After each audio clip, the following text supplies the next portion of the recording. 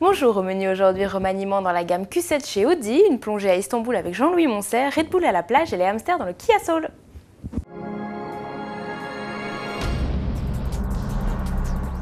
Audi profite du changement d'aile et modèle pour donner un coup de balai dans la gamme française du Q7. Le but, fournir des motorisations plus sobres et respectueuses de l'environnement.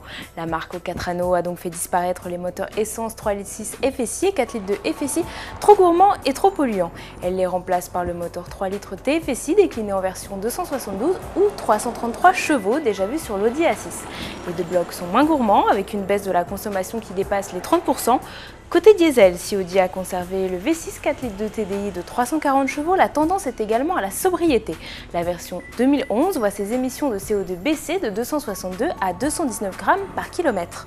Audi a enfin beaucoup travaillé sur son cœur de gamme, le V6 3 litres TDI de 240 chevaux. Il devient le Q7 le plus sobre grâce au système Start and Stop, à la récupération de l'énergie au freinage et à la toute nouvelle boîte Tiptronic 8 rapports.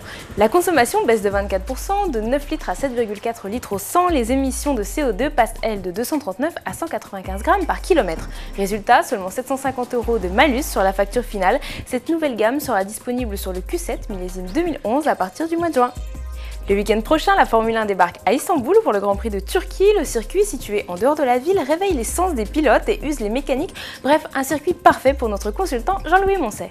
Dans les circuits modernes, c'est le plus beau circuit de tous. C'est-à-dire qu'on dit en plaisantant que Hermann Tilke, l'architecte, a eu le temps de faire des brouillons, tous pas terribles, et que là, vraiment, il a réussi quelque chose de formidable, notamment dans l'enchaînement des grandes courbes. Le fameux virage appelé Super 8 que l'on prend en 4 points de corde, donc très difficile, et entre 260 et 270 km/h.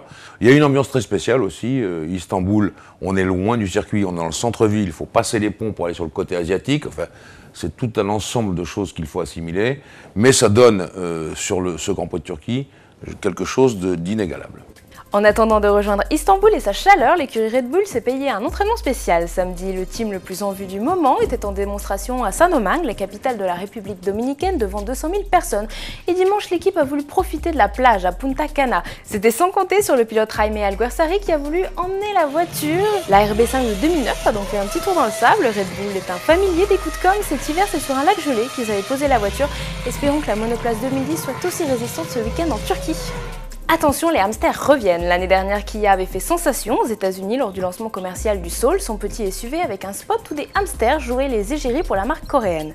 Le constructeur a même remporté un prix il y a quelques semaines pour cette publicité et décide donc de rappeler les hamsters pour une nouvelle campagne.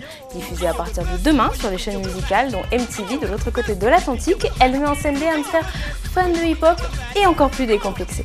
Allez, à demain sur autoplus.fr.